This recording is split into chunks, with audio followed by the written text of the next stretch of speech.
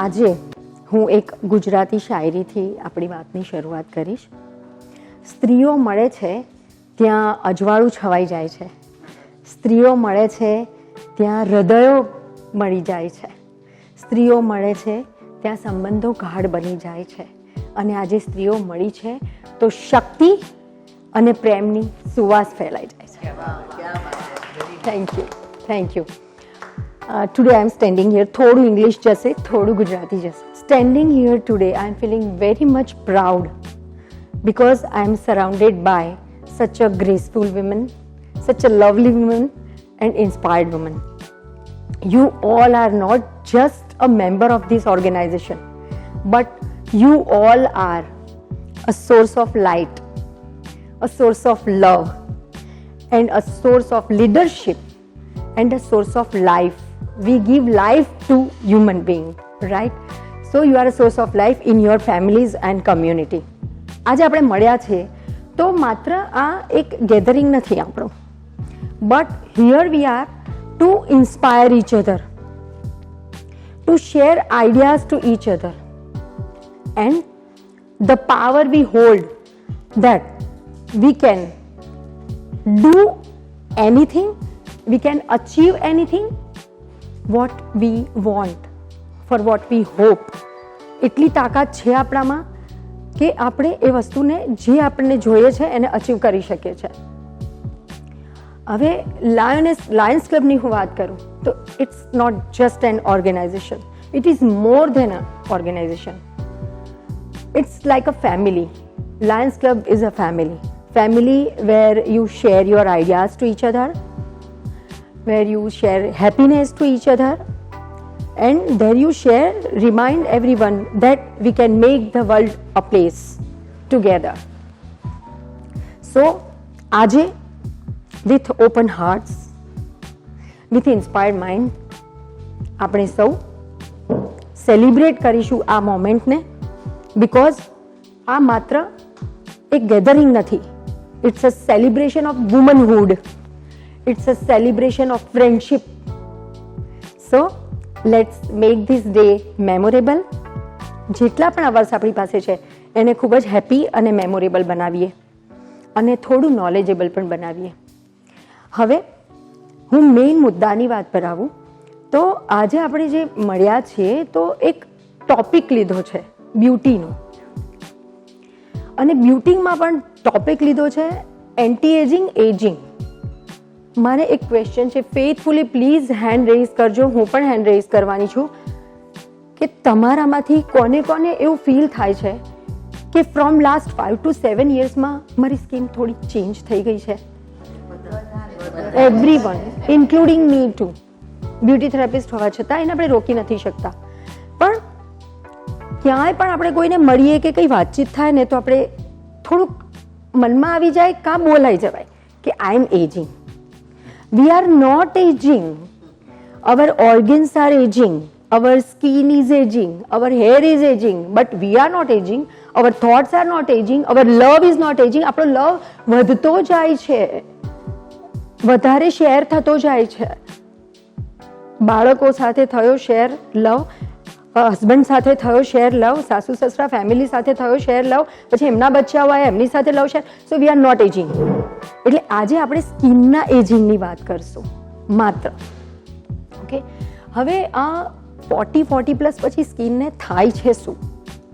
તો વિઝિબલ છે જ આપણા બધાને કે સ્કિન સેટ થાય છે, રિંકલ્સ આવે છે, ડલનેસ આવે છે, મોઇશ્ચર ઓછું થઈ જાય છે, ઇલાસ્ટિસિટી ઓછી થઈ જાય છે, પિગમેન્ટેશન આવે છે, મેલાઝમા આવે છે.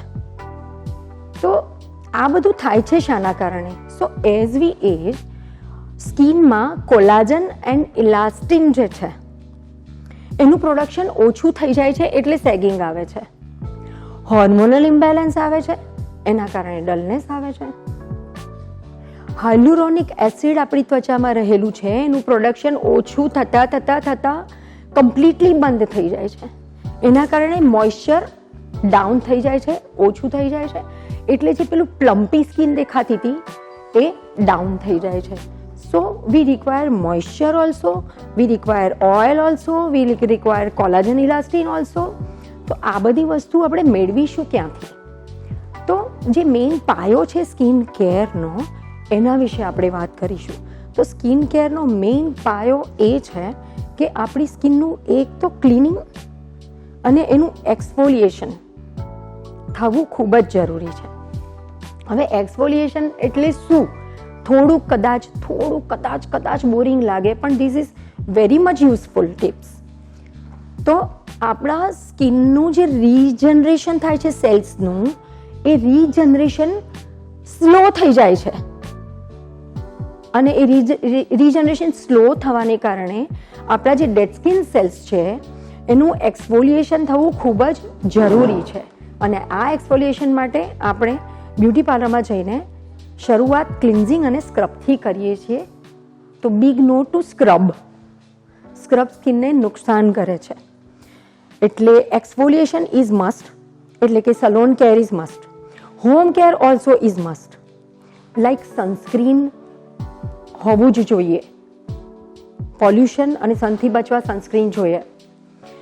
બીજી વસ્તુ મોઇશ્ચરની મેં વાત કરી, તો મોઇશ્ચર ક્યાંથી લઈશું? હોમ કેર પ્રોડક્ટ્સ આપણે કંપની જોઈને લેતા હોઈએ છીએ, કે પછી એલોવેરા જેલ બેઝ પ્રોડક્ટ છે, કે પછી લાઈક હર્બલ છે અને સિલેક્ટ કરતા હોઈએ છીએ. હવે એ રીતે સિલેક્શન નહીં કરીએ, મે બી તમારામાંના કેટલાક એ રીતે સિલેક્શન નહીં પણ કરતા હોય, પણ આજ પછી આપણે એ રીતે સિલેક્શન નહીં કરીએ.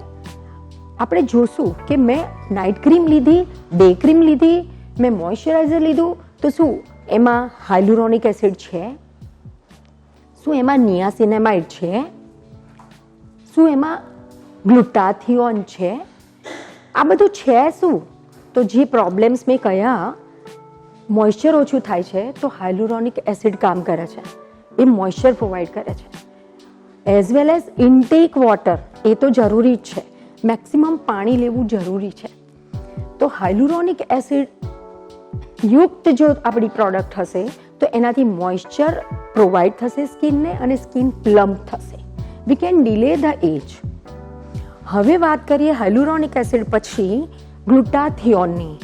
સો what is glutathione? Indirectly it is a big source of vitamin C. Covid પછી વિટામિન સીનું બધાને જ ભાન થયું છે. આપણામાંથી બધાને હશે જ. આપણે ફ્રૂટ્સ લઈએ છીએ, સિટ્રસ ફ્રૂટ્સ, આપણને વિટામિન સી મળે જ છે. પણ વિટામિન સી શા માટે લઈએ છીએ આપણે? Vitamin she is antioxidant. અને એન્ટીઓક્સિડન્ટ મિનિંગ એક સૈનિક છે આપણી એજને રોકવા વાળો. કરેક્ટ? પણ અગેન આ જે સૈનિક છે એને મારવા વાળા પણ આપણી બોડીમાં છે.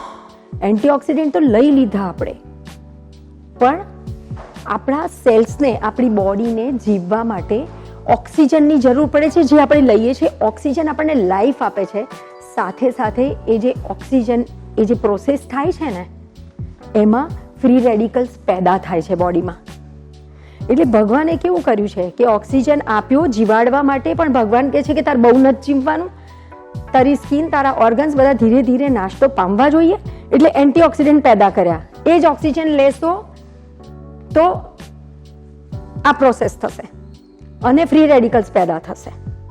હવે આ ફ્રી રેડિકલ્સ બોડીમાં મેક્સિમમ પેદા થતા હોય, એની સામે તમે એન્ટીઓક્સિડન્ટ્સ ઓછું લેતા હો, એ વખતે એ એન્ટીઓક્સિડન્ટ કામ નથી કરતા અને તમને એન્ટી એજિંગ આપણી સ્કિનને નથી આપતા. કરેક્ટ? તો ગ્લુટાથિયોન એ એવી વસ્તુ છે જે એન્ટીઓક્સિડન્ટ પેદા કરે છે, પણ એની સાથે સાથે ફ્રી રેડિકલ્સ ઓછું જો કરવું હોય સ્કિનના સેલ્સમાંથી, તો બહુ જ મોટો સોર્સ છે. અને બહુ જ ગંભીર વાત કરી રહી છું કે we need to leave eating sugar. Sugar બધી જ રીતે સારું છે, ઓછું લેવું. ઓકે? સુગર જ્યારે લઈએ છીએ ને, ત્યારે એનું રૂપાંતરણ સોર્બિટોલમાં થઈને સ્કિનના સેલમાં ભરાય છે. અને એ જે પ્રોસેસ થાય છે ને, એના અંદર આપણા એન્ટીઓક્સિડન્ટ, આપણા સૈનિકો વપરાઈ જાય છે અને મરી જાય છે. એટલે ફ્રી રેડિકલને વધારે તાકાત મળે છે કે એ જ કરો, એ જ કરો. સુગર બહુ જ ખરાબ વસ્તુ છે. સો ફ્રોમ ટુડે આપણે સુગર ઓછી કરવાનો પહેલાં ટ્રાય કરીશું અને ધીરે ધીરે એને બંધ જ કરી દેવાની. તો ટેવા પાસે તો મે બી એજિંગ ડિલે થઈ શકે. હવે વાત આવે છે નિયાસિનેમાઇડની. નિયાસિનેમાઇડ આપણા પ્રોડક્ટમાં કેમ હોવું જોઈએ? બ્યુટી પાર્લરમાં પણ જઈએ ફેશિયલ કરાવવા માટે તો પહેલાં પૂછવાનું કે તમારા પ્રોડક્ટમાં આઈ એમ 40+, આઈ એમ 50+, તમે મારા માટે જે પ્રોડક્ટ યુઝ કરશો એમાં નિયાસિનેમાઇડ છે, એમાં હાઇલુરોનિક એસિડ છે, એમાં ગ્લુટાથિયોન છે. ગ્લુટાથિયોન પિગમેન્ટેશનને પણ ઓછું કરે છે, વિટામિન સી ફેરનેસ આપે છે, ફૂલ બોડીને ફેરનેસ આપે છે. એઝ વી એજ સ્કિનનો કલર પણ ચેન્જ થતો જાય છે, ફેડ થતો જાય છે ફૂલ બોડીનો, એટલે ગ્લુટાથિયોન જરૂર છે. તો આ બધી વસ્તુ જો તમારા પ્રોડક્ટમાં હોય, I am ready to get the facial, અથવા હોમ કેર ખરીદવાના હોય તો આ વાંચીને જ લેવું. અને હવે એક વાત આવે છે નિયાસિનેમાઇડની. નિયાસિનેમાઇડ હું અત્યાર સુધી નહોતી યુઝ કરતી, કેમ કે એનો એક ગુણ એ છે કે એ ઓઇલને કંટ્રોલ કરે. એકચ્યુઅલી નિયાસિનેમાઇડ ઓલ ઇન વન છે. એ આપણા સ્કિનનું જે પ્રોટેક્ટિંગ લેયર છે ને એને બચાવે છે, અને સ્કિનનું જે પ્રોટેક્ટિંગ લેયર છે એ બચે તો સ્કિનમાં પોલ્યુશન છે કે પછી બહારનું કોઈ પણ જે બી કંઈ ડિટોક્સ થિંગ્સ છે એ બોડીમાં જતી અટકાવે છે. એટલે નિયાસિનેમાઇડ આ કામ કરે છે. એટલે નિયાસિનેમાઇડ આપણા માટે કામનું છે, પણ એ થોડું ઓઇલ કંટ્રોલ કરે છે. ટૂંકમાં એ બધી સ્કિનને ચાલે છે. ઓઇલ કંટ્રોલ કરે એટલે એકને કંટ્રોલ કરે છે. તો થોડું ઓઇલ કંટ્રોલ કરે છે, પણ એની સાથે આપણે હાઇલુરોનિક પણ લઈએ છીએ તો it is useful for us. Even open pores, હવે આપણને ઓપન પોર્સ વધારે જોવાય છે, તો એ ઓપન પોર્સને પણ નિયાસિનેમાઇડ ક્લિયર કરે છે. ક્લિયર તો નહીં, પણ થોડા એને શ્રિંક કરે છે. રિંકલ્સ અને ફાઇન લાઇન્સને ડિલે કરે છે. સો નિયાસિનેમાઇડ ઇઝ ઓલ્સો યુઝફુલ. તો હવે પછી કોઈ પણ હોમ કેર પ્રોડક્ટ્સ આપણે લેશું તો આટલું તો વાંચીશું કે એમાં હાઇલુરોનિક એસિડ છે, ગ્લુટાથિયોન છે, નિયાસિનેમાઇડ છે. આ કદાચ મેં મારી નોટ્સમાં આપ્યું છે, જો ન હોય તો આઈ વિલ શેર ઇટ. સલોનમાં પણ રેગ્યુલર ફેશિયલ શા માટે જરૂરી છે એ એક છે કે મારે કેટલા મહિને મહિને જ કેમ કરાવવાનું? બિકોઝ આપણા સ્કિનના સેલ્સ જે છે એ દર 22 દિવસે ડેડ થઈ જાય છે. હવે આ ડેડ થઈ ગયેલા સ્કિન તો ડલ જ દેખાશે ને સેલ્સ, તો એને જો તમે રિમૂવ કરશો તો એને રિમૂવ કરવામાં આવશે તો એની અંડરની જે નવા સેલ્સ આવ્યા છે એમને બહાર નીકળવાનો મોકો મળ્યો, અને એ નવા સેલ્સ ગ્લો કરતા હશે, બ્રાઇટનિંગ લાઇટનિંગ વાળા હોય. સો એક્સફોલિએશન ફેશિયલની પ્રોસેસમાં ધ મસ્ટ પ્રોસેસ અને ધ ઇમ્પોર્ટન્ટ પ્રોસેસ, સ્કિનનું એક્સફોલિએશન. તો હવે પ્રશ્ન એ આવે કે હું ફેશિયલ કરાવું તો ચાલો ક્લીનઅપ તો કર્યું, પણ મારું એક્સફોલિએશન શાનાથી થશે? સ્ક્રબથી તો નો. 2 સ્ક્રબના ગ્રેન્યુઅલ જ્યારે તમારી સ્કિન પર ફરે છે, આ 2 ગ્રેન્યુઅલ ફરે છે, તો એ વખતે કઈ જગ્યાએ વધારે ઘસાઈ ગયા ના મસાજિસ્ટને ખબર છે ના તમને ખબર છે. તો એક જ જગ્યાએ વધારે ઘસાયો ત્યાં રેશિસ, અને જ્યાં 2 ગ્રેન્યુઅલની વચ્ચેની જગ્યા તો એક્સફોલિએટ થયા વગરની જ રહી ગઈ. સો અનઇવન એક્સફોલિએશન, અનઇવન સ્કિન ટોન. આપણો સ્કિન ટોન અહીંથી કેમ આટલો ઉજળો લાગે છે? અહીંથી બિકોઝ આપણે આદત છે ટોવેલથી આપણે આમ કરીએ છીએ.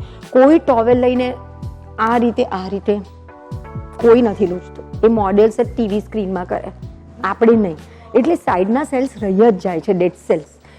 એટલે કદાચ કોઈ પણ આર્ગ્યુમેન્ટ કરે કે પેલા પિંકી બેન એવું કહે છે કે ડેડ સ્કિન રિમૂવ કરાવવા સલોનમાં જવું પડે, તો યસ જવું પડે, કેમ કે સાયન્સ એમનું કહેવું એમ છે કે ડેડ સ્કિન સેલ્સ એમની જાતે જ ઉતરે છે અને નવા આવે છે, પણ જે સાઇડ્સ છે, ફોરહેડ છે, ત્યાંથી ડેડ સ્કિન સેલ્સ એમની જાતે ઝડપથી ઉતરતા નથી, જ્યાર સુધીમાં નીચેના સેલ્સ ફરીથી ડેડ થઈ જાય ત્યારે ઉતરે છે. સો ઇવનલી એક્સફોલિએશન કરાવવા માટે સલૂનમાં ડીપ ક્લીનઅપ જરૂરી છે. એઝ વેલ એઝ જે હોમ કેર મેં કહ્યું, હોર્મોનલ ઇમ્બેલેન્સ માટે એક્સરસાઇઝ કે યોગા જે આપણે બધા જ કરીએ જ છીએ કદાચ, તો એ પણ જરૂરી છે. અને બાકી તો આપણે ગ્રેસફુલી એજિંગ આપણી સ્કિન થઈ જ રહી છે, આપણે નહીં, આપણી skin. So we all are beautiful, just we need little skin care અને હોમ કેર એન્ડ એક્સરસાઇઝ. બસ હું આજે આટલું જ કહીશ, કેમ કે સ્કૂલ ટાઈમ ગયો એ વખતે લાંબા લેક્ચર સાંભળતો હતો. હવે સ્પીચ આપવાનો વારો આપણો છે ફેમિલીમાં. સો હવે હું બેસીશ. Thank you so much. Thank you.